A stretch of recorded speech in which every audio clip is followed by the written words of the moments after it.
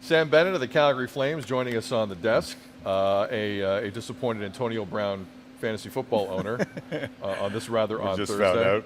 I'm sorry. I apologize. I'd want to be the one to break the news to you. Yeah, I was excited to come over and talk to you guys, and it's the first thing you told me. So, pretty disappointed right now. All right, maybe we can just be quiet about it, and you can make a trade really quick. I know. I'm going to try and trade one of my buddies that Nice. hopefully isn't checking social media right now. The least They're not prepared watching. guy No will- one's watching Tim and Sid. so Hopefully they're not watching this. Yeah. Hopefully. All right, let's liven up the mood a little bit. The stash is in fine form.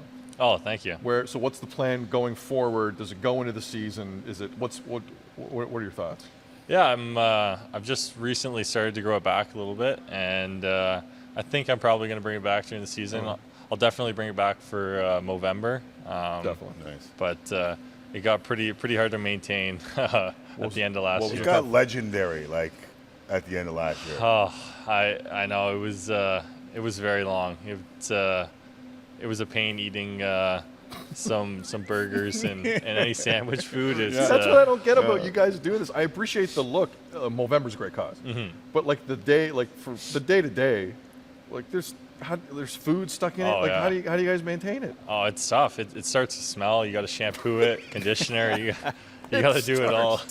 Yeah. Oh, okay. Well, that's a whole nother chore. I got to ask you. So we've kind of listed our greatest stashes in history. I want to know if you would ever go with the look. Now, the Wendell Clark to me is almost what you have. Yeah, that's a nice one. Classic yet understated. It's very maintained well.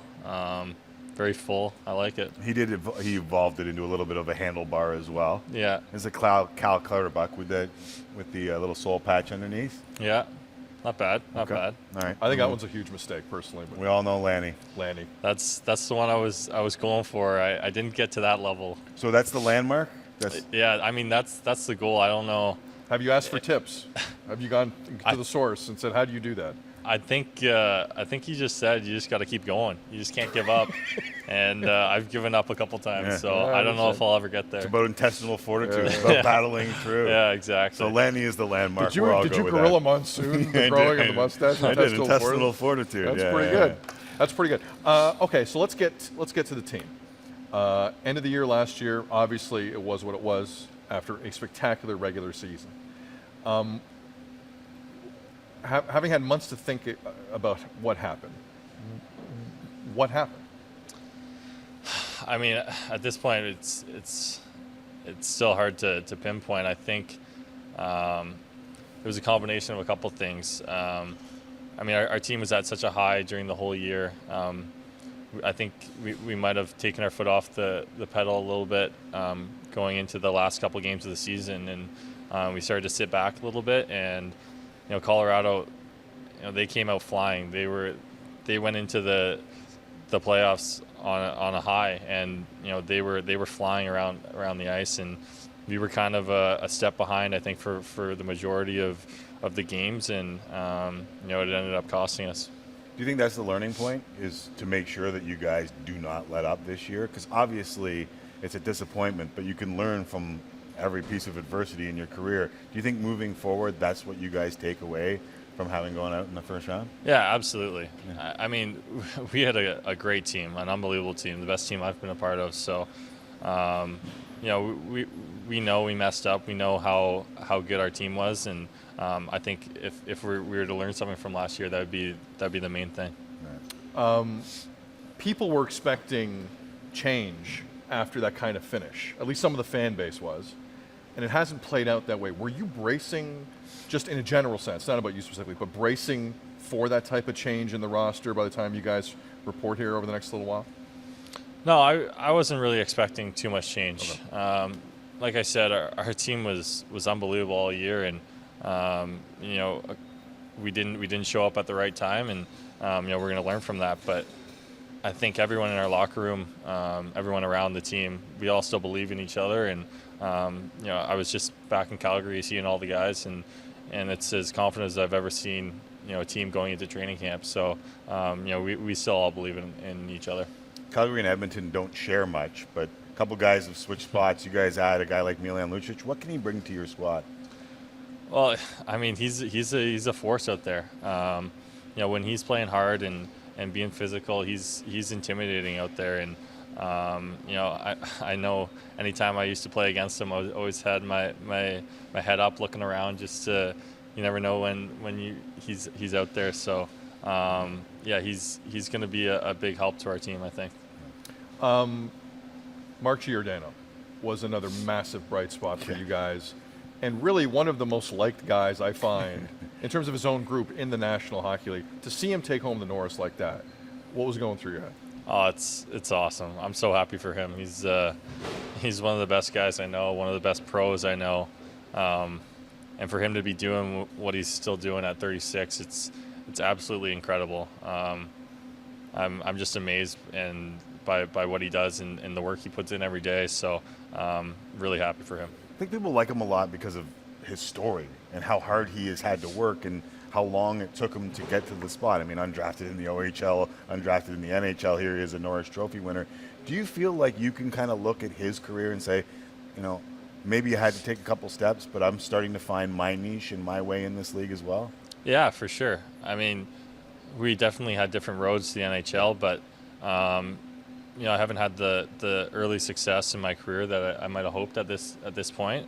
And he's a guy that it took him a while to step into his role, and now look at him. So definitely he's a guy that I can look up to and hopefully somewhat follow in the footsteps. Right.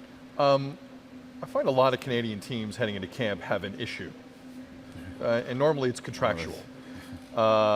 Matthew Tkachuk needs something figured out. Obviously, that's not your situation, so I'm not going to ask you specifics about that. That's not fair to you. Talk to me about the kid, because you're around him a lot more than us. He seems different in a positive way. He seems like he's a unique type of player. What's it like playing with Matthew? What does he bring to the locker room?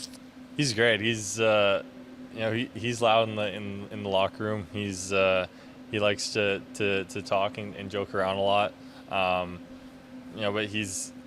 what he does on the ice it's amazing. He's the best guy I've ever seen at getting under player skins and still being able to perform and do all the other things that you need to have success. And he's a guy. He genuinely enjoys that, doesn't he? Yeah, like he does. Genuinely, he definitely. That's why he wakes up in the morning. It seems like it. Yeah. He really does enjoy it, and he's one of those guys that people say it all the time, but it's really true. He's a guy you hate to play against, but you love to have on your team. Is it tough not having guys in camp if it gets to that point, or like especially after a year like you guys had last year, where you want to hit the ground running? Is it tough if one or two guys aren't there? I don't know if it's tough, but I mean, obviously you want to have everyone in camp and getting ready together. It's good to see all the guys and get comfortable again. Right. But it is what it is. It's just part of the business. It's part of the business, and we're used to it. We know how things work. So I'm sure he'll get something worked out, and we're just looking forward to having him back in Calgary. Some positive news, and I don't know if it affects you yet, but you're going to have a new arena, and a lot of folks in Calgary are excited about it. How does that affect the team? Like, do you guys look forward to that? Can you even look towards it?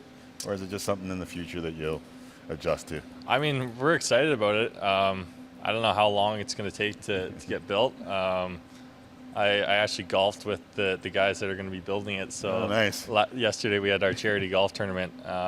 So I was telling them to kind of put a rush on it because I'd like to play in it sooner than later. Right. Were you making like dressing room requests? Like, I prefer that table here. Make sure this part's more air conditioned than other. Like, no. Was there that kind of talk going on? I don't have that much say. All right. Not enough pull yet. How'd you hit it, though?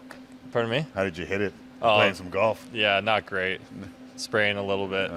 See, that's an honest golfer. I know the feeling. Because he could have told us the complete other thing. We can't Not call bad. him on it. No, but you can just say not that's bad. That's an honest golfer. Don't cheat at golf. And Yeah. don't trust anyone who cheats at golf. It's one of my pet peeves in life. Be honest at golf. You can learn a lot about people about Don't the way they golf. sandbag either. Don't sandbag either. Yeah, I hate Sam that. Bennett and Sid Success. Don't do that. We appreciate you coming by. Yeah. And listen, I know great. how it ended. You guys were on fire. Pardon the pun, the Flames. You guys had a tremendous regular season that you should be really proud of, and hopefully you guys can build on that this season. Yeah. Well, thanks a lot, guys. Appreciate Thanks it. a lot, Sam. Sam you. Bennett, Calgary Flames. Thanks. He's an honest golfer, and I respect that.